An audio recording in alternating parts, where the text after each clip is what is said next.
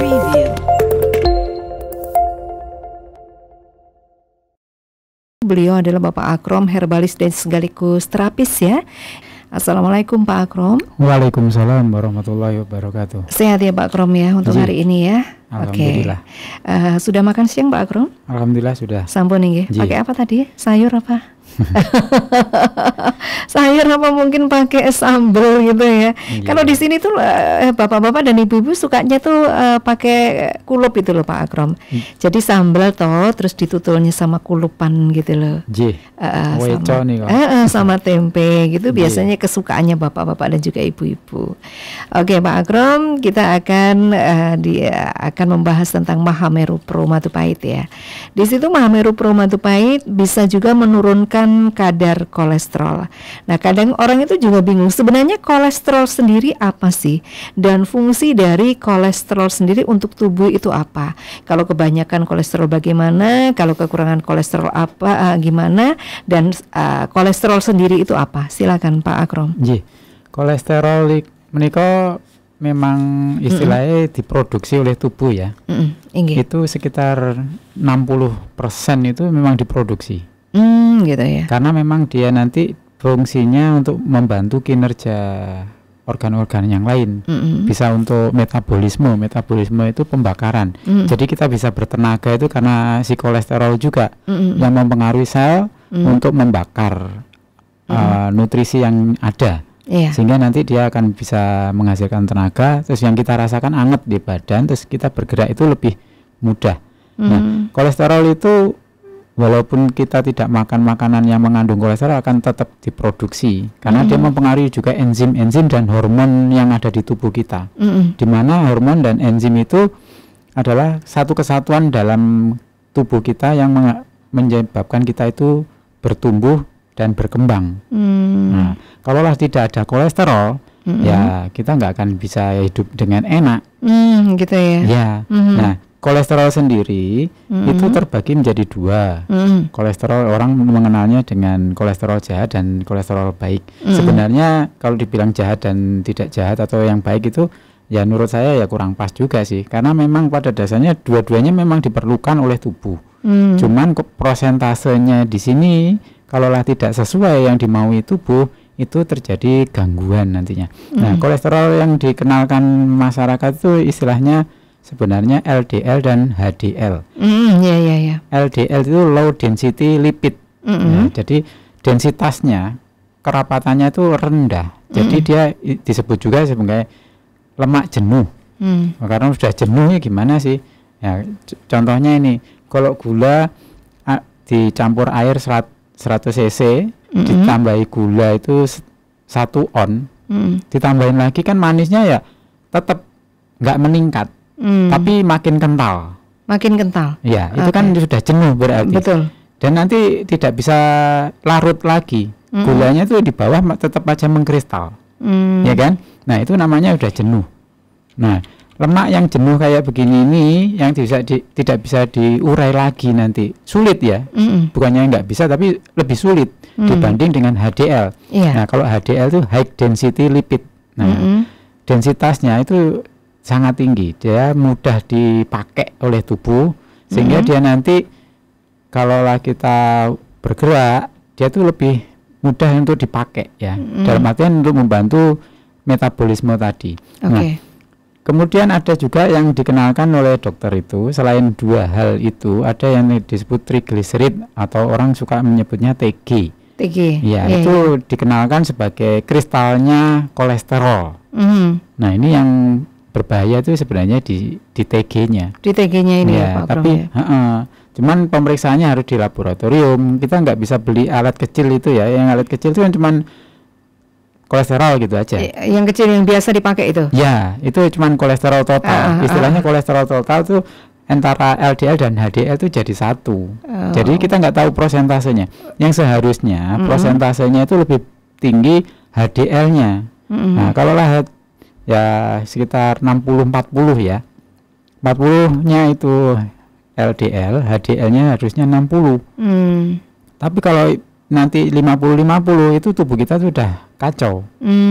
Makanya disebut sudah terlalu tinggi kolesterolnya. Akhirnya apa yang kita rasakan? Badan tuh rasanya berat. Kalau kolesterol tinggi badan itu terasa berat. Ciri-ciri khasnya cirinya seperti itu ya. Cuman badan rasa berat itu bukan murni total dari karena kolesterol yang tinggi aja. Ya mungkin karena kita kelelahan juga rasanya kan juga berat juga. Nah, pada dasarnya beratnya di perasaan berat itu kan di otot ya. Jadi bisa jadi nanti gula darah yang tinggi itu juga terasa berat. Makanya di sini rasa beratnya ini harus kita urai lagi dengan cara di laboratorium kan. Lebih kita detail lebih tahu ya. Kita nanti rasa berat ini gara-gara kolesterolnya kah, asam uratnya kah, gulanya kah, nah, kayak gitu. Makanya di sini yang jelas untuk mengurai kolesterol itu sebenarnya sangat sederhana. Ketinggian dari gula juga sederhana. Asal kita mau bergerak, itu akan terpakai. Ya, terjadi peristiwa metabolisme tadi. Nah, gula itu juga dibakar saat terjadi metabolisme atau pembakaran tadi ya. Nah, kalau kita nggak mau bergerak, akhirnya kolesterol akan menumpuk, gula akan menumpuk. Nah, rasa beratnya itu bertingkat, ya kan? Terus kolesterol, asam urat itu efek samping dari pembakaran yang tidak sempurna. Itu di otot-otot jadinya kaku. Nah, makanya di sini rasa berat di tubuh kita itu masih banyak kemungkinan kalau kita nggak mau periksa. Jadi kita nggak bisa memvonis, oh itu kolesterol, belum tentu. Belum tentu ya. Tidak bisa dengan kasat mata juga nggak bisa ya. Nggak bisa. Harus makanya, ada pemeriksaan. Ya, untuk memastikannya. Nah, kalau itu kan nanti istilahnya menuduh. Istilah orang kalau di bahasa Indonesia membeli kucing dalam karung, nggak tahu warnanya, jenisnya laki apa perempuannya, main ambil aja, itu kan nggak benar. Bukannya dia yang salah, malah dia yang dituduh kan begitu. Nah, makanya di sini untuk membuktikannya ya harus dengan periksaan. Nah, dari sini kolesterol atau asam urat ataupun gula darah yang tinggi ya itu karena awalnya kita makan tapi tidak mau bergerak. Kalau makan kan sebenarnya fungsinya makanan itu satu untuk regenerasi sel, yang kedua untuk bergerak tadi, untuk energi tadi ya. Betul. Nah, kalau lah energi ditumpuk-tumpuk, ya apa yang terjadi? Ya akhirnya mengeras. Nah, mengerasnya ini tergantung di tubuh mana yang dikumpulkan. Nah, biasanya kalau gula itu disimpan menjadi asam lemak. Di mana itu biasanya kalau gula berkumpulnya Pak Akram? Ya, awalnya di sekitar dari liver atau hati. Di sekitar situ biasanya gulanya. Itu disimpan di situ jadi fatty liver. Nah, itu nggak boleh banyak-banyak. Kalau kebanyakan nanti kinerja dari liver itu juga terganggu. Ya ibaratnya kita di satu ruangan 2 kali 2 meter, barang-barangnya nggak banyak. Saat ditumpuki barang, kita kan gerakan kita akan terganggu kan Mbak. Nah, begitupun dengan si liver tadi, fatty livernya sudah numpuk, akhirnya kinerja dari liver sendiri akan terganggu.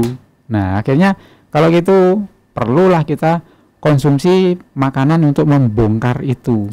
Makanan yang bisa untuk membongkar apa? Salah satunya yang kita formulasikan di dalam Mahameru Pro. Betul. Yaitu dari sambilotonya. Sambilotonya yang bisa membongkar ya. Dan brotowali juga bisa membongkar. Nah, pasak bumi Purwoceng itu meningkatkan kinerja dari pembakarannya tadi. Makanya lebih istilahnya gas buangnya lah. Kalau kendaraan itu gas buangnya itu minimal. Nah, sekarang kan kalau di Jakarta kan lagi marak pemeriksaan gas buang, ya kan? Iya. Nah, itu kalau gas buangnya melebihi ambang yang ditentukan kan ditilang kan gitu. Tidak kan boleh ya. Nah, itu. Nah, di tubuh kita juga begitu. Kalau gas buangnya terlalu besar, nanti numpuklah jadi asam laktat yang ada di otot, dan otot itu rasanya kaku-kaku, berat. Oh, gitu ya. Nah, itu nanti meningkat lagi kalau ini jadi asam urat kalau nggak bisa dibuang oleh ginjal. Makanya di sini setiap kali kita pipis perhatikan. Kalau terlalu bening berarti di tubuh kita ya ada 2 kemungkinan sih. Memang di tubuh kita bersih, atau memang saringannya yang nggak beres. Saringannya terlalu rapat. Akhirnya yang sampah yang kesannya berat seperti asam urat itu harusnya kan dibuang. Dia kristal besar. Kalau nggak saringannya terlalu rapat kan dia nyangkut, Mbak. Iya. Berarti untuk pipis yang normal itu? Ya, kalau kita banyak aktivitas, warnanya kuning keruh, ya aman sebenarnya. Tapi harus diusahakan, kan berarti di dalam tubuh kita banyak sekali sampah nih.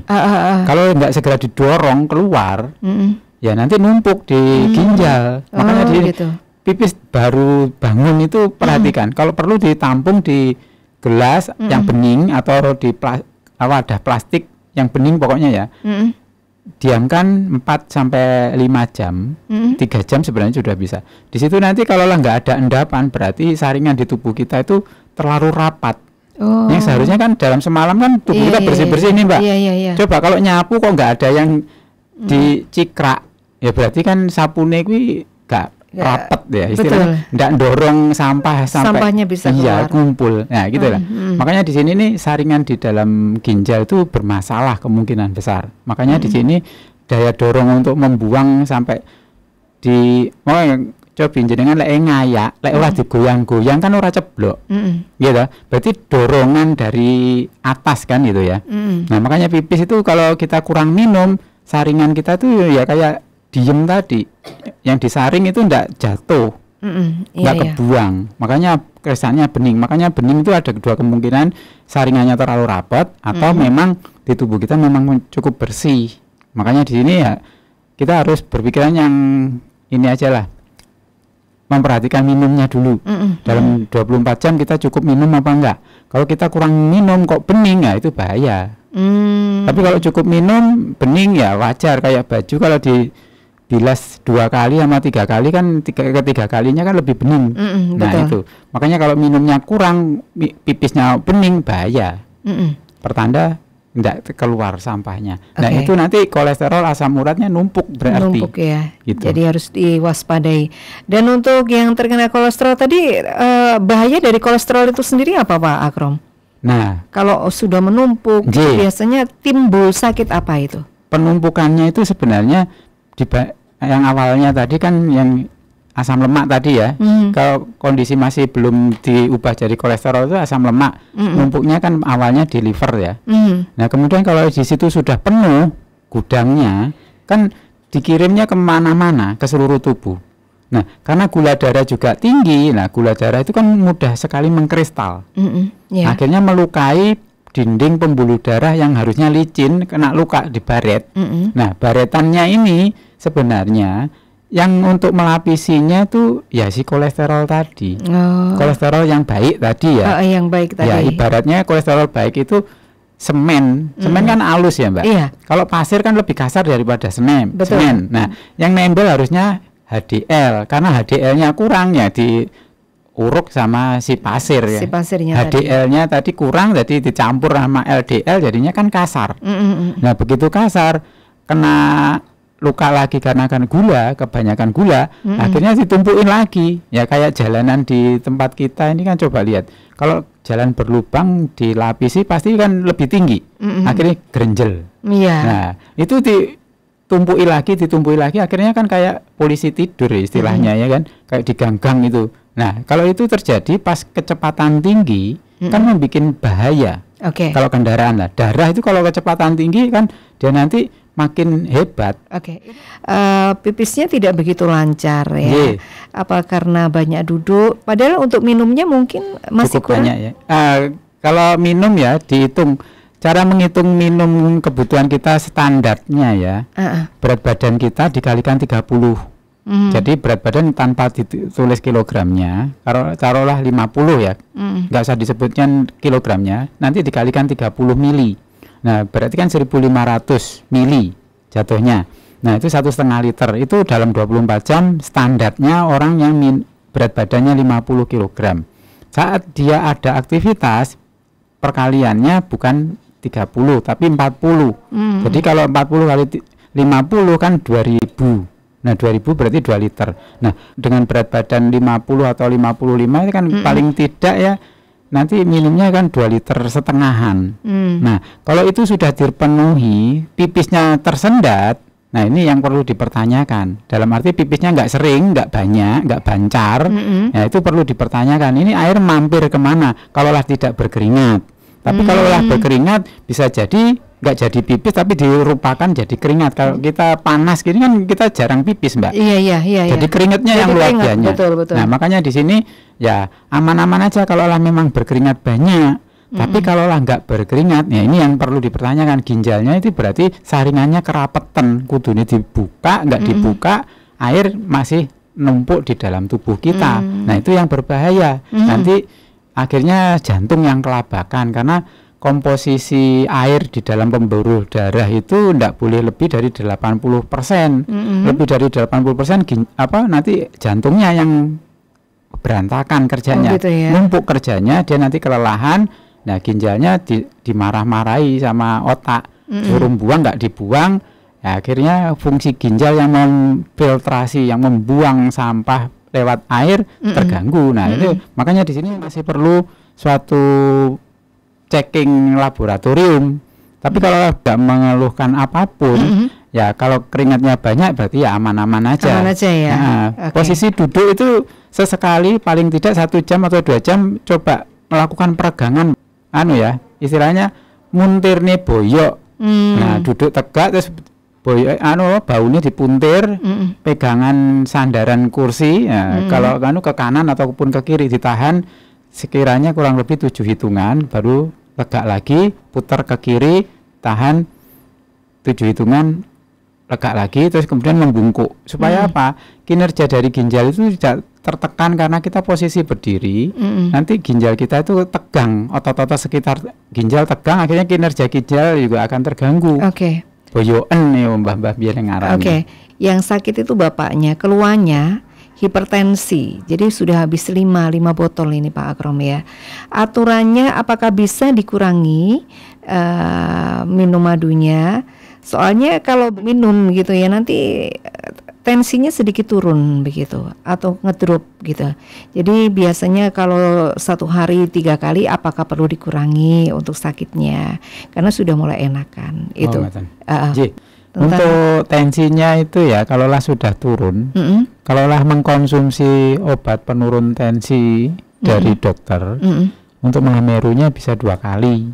Cukup ya? Ya, 1 sendok saja. Ya, karena yang 1 kalinya itu kan obatnya. Nah, nanti kalau tensinya turun, ya lapor aja ke dokter waktu kontrol. Dok, ini tensinya rata-rata jadinya segini. Nanti obat tensinya itu ada penurun tensinya itu akan diturunkan oleh dokter. Nah, kita tetap 2 kalinya.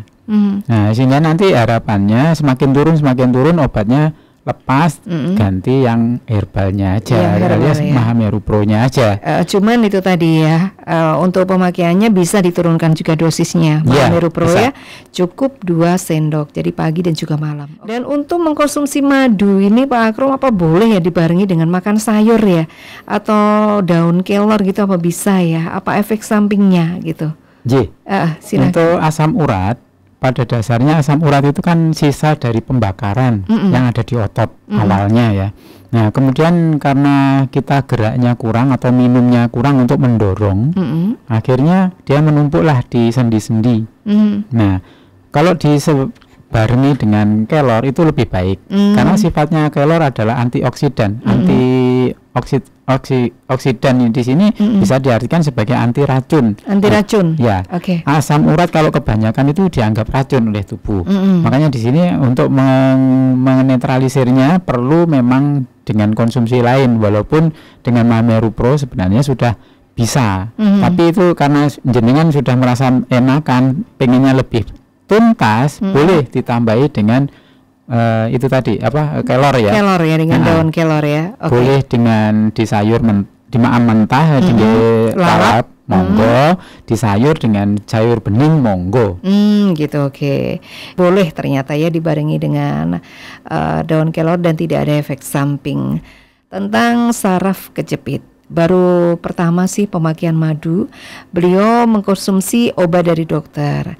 Kalau dibarengi dengan madu ini apa bisa, dan aturan dosis minumnya bagaimana? Silakan. Untuk saraf kejepit biasanya ya kalau usianya ini di atas 50 itu akan biasa ya, karena kalau dulunya mungkin enggak rutin olahraga akan muncul semacam ketegangan otot awalnya. Nah, ototnya yang tegang kemudian dipaksa bergerak, efeknya adalah sarafnya yang kegencet ya, kegencet sama otot yang tegang tadi. Nah, obat-obatan dari dokter biasanya anti nyeri yang banyak. Nah, kalau untuk saraf kejepit itu bisa jadi 2 atau 3 obat biasanya ya, yang saya ingat-ingat gitu ya.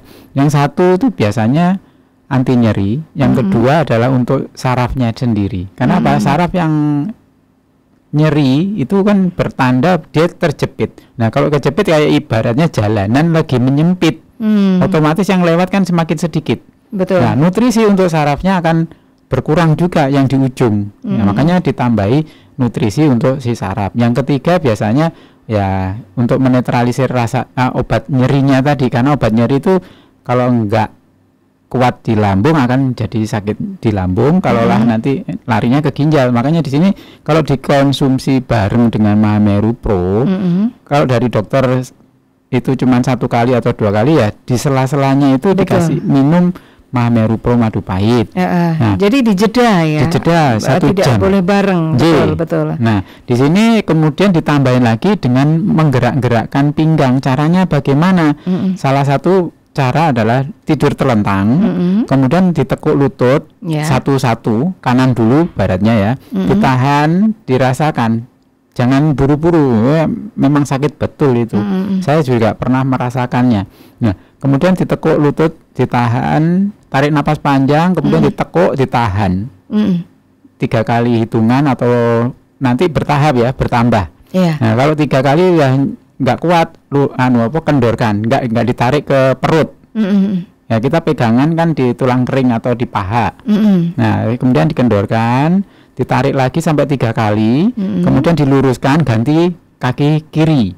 Kiri kanan sudah 3 kali, dua kaki ditekuk menyentuh ke perut, ditahan 7 hitungan kalau mungkin. Kalau nggak mungkin ya 3 kali, 3 kali dilakukan, selonjorkan lagi. Nah, itu diusahakan nanti ditambahi. Kalau pertama cuma 2 kali, nanti ditambahin lagi sampai nanti kendor. Pinggangnya itu, otot-otot pinggang itu jadi kendor, akhirnya jenengan nanti tidak merasakan sakit. Nah, itu cara senamnya. Itu. Kalau lah untuk Mahameru Pro-nya yaitu tadi ya, dijeda 1 jam dari makan obat dari dokter. Orang terkena stroke itu apakah baiknya itu mandi pakai air dingin atau air hangat? Jadi alangkah baiknya itu mandi pakai air dingin atau air hangat, begitu Pak Agrom? Yang sakit stroke, silakan. Ya, pada dasarnya gini ya, tubuh kita itu kan kalau perlu mandi itu ya, kita lihat jam mandinya dulu. Nah, makanya kalau kita tuh sebenarnya tubuh kita kan selalu menolak ataupun menyesuaikan dengan lingkungan ya. Pertamanya kesannya menolak. Nah, kalaulah mau stroke, untuk menangani stroke mandinya air dingin atau air panas atau hangat ya. Itu sebenarnya kalaulah saya sih bukannya untuk mandinya, tapi saat di kompresnya aja. Mandinya ya monggo, jenengan air dingin monggo, air panas juga monggo. Karena itu kan mandi lebih banyak ke tubuh. Sedangkan stroke kan adanya di kepala. Sebenarnya mandi air hangat itu kalau keterusan berbahaya apa tidak ya Pak Agrom ya? Sebenarnya enggak biasa ya. Jadi kalau mandi air hangat itu kan kita nanti enggak kedinginan. Betul. Gitu aja sih. Intinya kan di situ. Sebenarnya tubuh kita akan mau membakar saat kita mandi di waktu subuh gitu ya. Itu kan hawanya sedang dingin. Itu air juga dingin. Tubuh kan akan memaksa diri untuk memanaskan diri. Akhirnya nanti perasaan akan lebih segar. Nah, saat memanaskan diri itulah kayak semacam sumbatan-sumbatan atau plak-plak itu kepanasan. Sesuatu yang dipanaskan kan lumer ya. Kayak besi kalau dipanasin terus, ya kan dia nanti encer juga. Nah, makanya di sini panasnya tubuh itu diharapkan untuk itu. Kalau mandi subuh itu ya. Nah, baiknya dingin, bukannya hangat. Supaya apa? Memang dirangsang tubuh itu membakar diri. Dan di situ membakar diri yang tadi saya sampaikan tentang kolesterol kan terbakar juga dia nanti. Nah, membakar kolesterol, akhirnya nanti bisa gas buangnya atau sisa pembakarannya itu terlarut ke dalam peredaran darah dan dibuang lewat kencing. Nah, makanya di sini kalau mau sih ya kompresnya hangat, kompres panas sama dingin itu bergantian, berjeda kurang lebih 3 menitan. Jadi kompres 30 detik ya, terus kemudian dibiarkan 3 menit, dikompres lagi 30 detik yang panas, gantian. Iya, itu lebih nyaman itu di tengkuk ya. Karena itu nanti supaya peredaran darah ke otak itu menjadi lebih lancar. Kalau ke kepala langsung ya kita kan nggak tahu letak stroke-nya di kepala sebelah mana, ubun-ubun, di pelipis atau di depan ataupun di belakang, kan kita nggak tahu. Ya, supaya peredaran darahnya lancar aja dulu, dari itu di tengkuk. Ya. Kalau diabetes tinggi yang harus dipijat itu bagian apa? Untuk diabetes tinggi, pada dasarnya kalau di dalam dunia akupresur itu tidak mengenal yang namanya pankreas. Yang dikenal adalah limpa. Jadi, tapi kalaulah kita baca literasinya untuk kencing manis ya, tadi saya sampaikan bahwa yang perlu dipijat itu adalah di kaki ya. Di kaki itu di atas mata kaki 4 jari mepet dengan tulang kering kita itu ya. Garis ya, tapi yang sisi betis ya, 4 jari dari mata kaki itu dipijit-pijit. Nah, atau nanti ditambahin juga pas kita jinjit kan jempol kita itu kan yang ditekuk itu ya. Nah itu pas mepet di garis perbedaan warna hitam dan putihnya kulit. Nah di 2 titik itu, terus kemudian di bawah lutut 4 jari sisi luar. Kalau tadi kan sisi dalam, yang 4 jari mata kaki, di atas mata kaki di sisi dalam. Kalau yang ini di bawah lutut sisi luar. Jadi 3 titik itu silahkan dipencet-pencet, kurang lebih 3 menit 1 titiknya. Atau kalau mau dihitung ya semonggo sekitar 30 detik, itu bukan cepet-cepetan ya mijitnya. Nyet bukan begitu, ditahan 1 detik, lepas 1 detik. Ada aturannya ya, supaya dia nanti lebih terasa gitu ya. Kalau cuma dipegang terus dinyet itu nanti enggak terasa itu. Jadi 4 jari dari bawah lutut sisi luar, pas mepet tulang kering sisi luar. Nah 4 jari di atas mata kaki sisi dalam. Kemudian yang di tekukan ibu jari, yang tapak kaki itu ya, yang perbedaan warna punggung kaki dengan tapak kaki itu di situ juga dipencetin. Nah 3 titik itu diharapkan memang untuk membakar gula. Nanti kalaulah mau di punggung kan nggak bisa mijitin sendiri ya, itu minta tolong orang. Kalau yang bisa ya.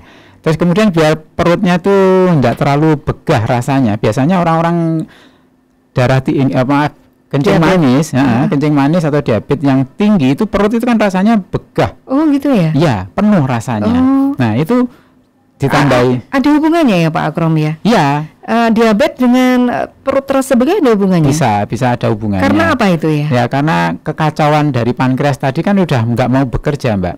Akhirnya karbohidrat yang kita makan itu kan nggak dikerjakan sama si pankreas. Akhirnya kesannya itu magak, gawean itu dikelimbruk nih lagi. Bagian kerja ora gelem. Nah itu yang mengurai itu kan si insulin. Nah itu kan adanya agak di ulu hati, agak sisi kanan dikit ya. Nah, kalau untuk mengurangi perasaan penuh di perut, itu 4 jari dari 3 jari ya, 3 jari dari garis pergelangan tangan sisi dalam. Nah, itu dipencet-pencet sampai agak nyeri. Ini nekannya agak lebih dalam karena ini di dalam. Nekan sampai nyeri, habis itu dipencet-pencet biasa. Nah, itu. Tadi penyebab stroke itu apa saja? Penyebab stroke itu sebenarnya yang awal itu cuman stroke-nya sendiri ya. Kita melihatnya dari stroke-nya sendiri. Stroke itu ada 2 macam. Yang dikenalkan oleh kepada masyarakat ya, oleh dokter. Itu stroke penyumbatan sama pecahnya pembuluh darah. Itu cuman 2 itu. Nah, penyumbatan di situ biasa sering kita alami sebenarnya. Cuman kita mengabaikan. Mungkin sumbatannya nggak terlalu kuat. Akhirnya ya kita nggak ada keluhan. Tapi kadang mungkin ya menceng sedikit. Tapi setelah 24 jam atau 3 kali 24 jam bisa hilang sendiri. Itu tandanya sumbatannya nggak terlalu kuat. Nah, itu disebut sebagai TIA, Transient Ischemic Attack. Jadi itu menceng mulut atau kalau senyum satu sisi agak telat. Itu sebenarnya sudah stroke. Itu stroke penyumbatan namanya.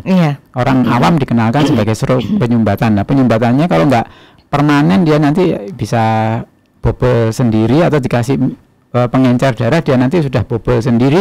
Ya diminumin 2-3 kali 3 hari biasanya sudah bisa baik, sampai seminggu itu bisa baik kalau memang awalnya tidak terlalu pekat ya penyumbatannya. Tapi kalau langsung makin pekat itu semakin lama, seminggu nggak selesai. Nah itu penyumbatannya progresif, nanti tambah lama, tambah mencengnya tambah berat, nah, perotnya tambah nemen. Nah terus kemudian yang satunya lagi kan pecah. Nah, pecahnya pembuluh darah di sini bisa karena darah tingginya. Darah tinggi biasanya kan orang kebanyakan kita awam ya. Orang terkena stroke itu karena darah tinggi. Lebih identik situ ya Pak Akrom ya. Ataukah yang ditanyakan Bu Yayu tadi mungkin apakah ada faktor lain gitu, selain darah tinggi? Ada sebenarnya. Karena yang tadi kan karena posisi sumbatan itu kan dari dalam. Kalau pecahnya itu kan bisa dari dalam, bisa dari luar. Bisa dari dalam karena tensi tinggi, kalau dari luar karena benturan. Intinya cuma itu. Jadi kita tahu penyakitnya dulu. Nah, itu disebabkan oleh itu tadi. Kalau lah pecah pembuluh darah yang dari dalam itu biasanya darah tingginya. Tapi kalau penyebab dari luar karena pecah pembuluh darah itu dari benturan yang hebat. Nah, kayak kecelakaan, jeder itu bisa stroke. Bisa stroke ya. Pembuluh darahnya pecah karena benturan. Nah, itu penyebabnya dia taunya dari sumbatan sama pecahnya pembuluh darah karena darah tinggi. Tapi pecahnya pembuluh darah itu bisa jadi dari kecelakaan, alias gitu dari benturan. Jadi stroke itu sebenarnya ada dua, itu juga bisa ya, benturan yang terlalu keras akhirnya pecah pembuluh darah jadi stroke. Gitu. Oke, untuk tadi yang stroke bisa bolehkah, alangkah baiknya mandi pakai air hangat atau dingin tadi? Bebas ya Pak Akram? Bebas pada dasarnya. Tapi kalau yang saya iniin ya, kalau lah dia nggak betah dengan dingin ya air hangat aja. Gitu, ya. Tapi yang penting dikompres-kompres di tengkuknya itu loh, Mbak. Gitu ya. Biar nggak tegang. Nanti tensinya stabil, terus nggak pecahnya itu kalau lah memang pecah dia nanti nggak akan semakin hebat. Kalau lah penyumbatan ya terdorong dengan baik karena tensinya stabil. Gitu. Sudah sangat jelas ya, sama Pak Akrom sudah dijelaskan. Karena waktunya juga sudah habis Pak Akrom, mungkin sebelum kita pamit silakan ada yang mau disampaikan, monggo. Untuk menjaga kesehatan kita itu sebenarnya tidak sulit kalau kita sudah tahu dasar-dasar ilmu kesehatan. Nah, makanya di sini bagi sedulur-sedulur yang penting itu mengatur makan, pola istirahat dan kegiatan. Ya itu semua harus diatur ya. Dalam artian tidak gerusa-gerusu, seneng di entek-entek nih ya, akhirnya repot nanti. Akhirnya jadi kencing manis bisa. Orang-orang yang suka makan itu larinya itu ke kencing manis. Tapi kalau makan yang gurih-gurih, yang model daging-daging, larinya nanti ke darah tinggi. Kenapa gorengan bisa menyebabkan kencing manis? Karena gorengan itu kan rata-rata yang digoreng kan karbohidrat, Mbak. Tepung-tepung. Ya, tepung itu kan sebenarnya sama aja dengan nasi kan. Cuman karena nasi kalau kita makan mungkin 1 centong 2 centong sudah penuh. Berarti sebenarnya untuk kencing manis itu tidak hanya berbau yang manis-manis, gula gitu, tidak ya? Tidak. Gorengan juga bisa menyebabkan diabetes ya. Terus nanti karena minyaknya meningkatkan kolesterol loh kan. Ada keterkaitan. Ada dua kemungkinan kalau kita suka goreng-gorengan. Dia dari lari ke diabetes atau ke kolesterolnya menjadi tinggi. Makanya di sini saya menyarankan makan makanlah secukupnya. Ojo buru kesenengan. Ya itu. Ojo mau seneng. Nah, terus kemudian kalau lah kita makan begitu kan, kalau lagi ya nun sewu kayak Pak Yai atau Ustadz itu kan kalau ada ini kan undangan terus suruh makan. Kita harus antisipasi. Betul. Nah, cara mengantisipasinya apa? Sebelum mengikuti undangan itu yang kita persiapkan. Contohnya, siapkan batu saudah atau jinten ireng. Lek wong Jawa ngarani jinten ireng.